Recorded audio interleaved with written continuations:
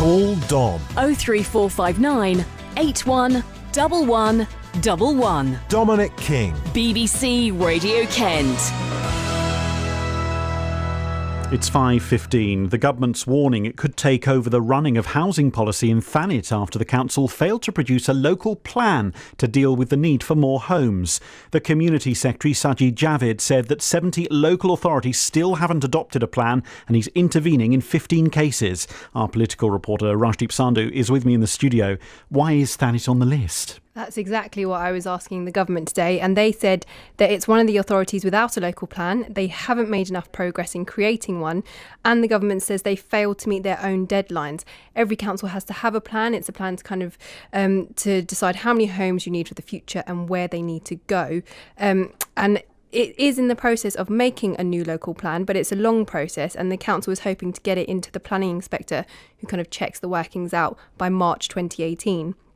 Thanet District Council did say to me today that Chris Wells, the leader of the council, hasn't received this letter yet, but what it is essentially a warning for councils to get their act together.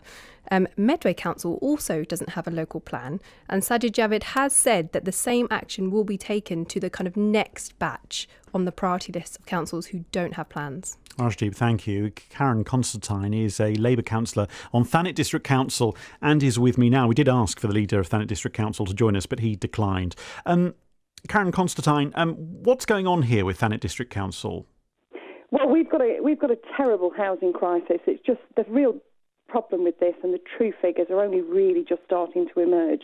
So if I just go through this with you, we've currently got in the region of 1,000 households in temporary accommodation, and we've got 300 households in what we call bed no breakfast. We've got around about 46 rough sleepers. We've got more than 2,500 people on the waiting list, and in a 6-month period of time, we can only rehouse about 69 people. So you can see we've got a dreadful problem, and we're not making the sort of progress that we need to make to address this issue. OK, on the point of a letter not received by Thanet District Council that Chris Wells hasn't seen to say about where he needs to go in the local plan, what do you make of that?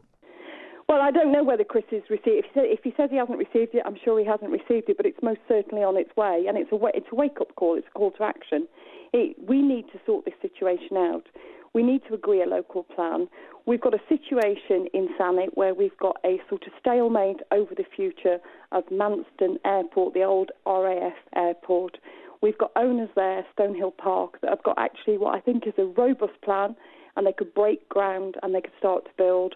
And we're held up with this idea of an air cargo hub. OK, but let's not go deeply into that because we'll be here all night. It's holding us back. Sure. And actually, we've got this really huge housing crisis. People are really beginning to suffer. Everybody's now noticing the increase in homelessness.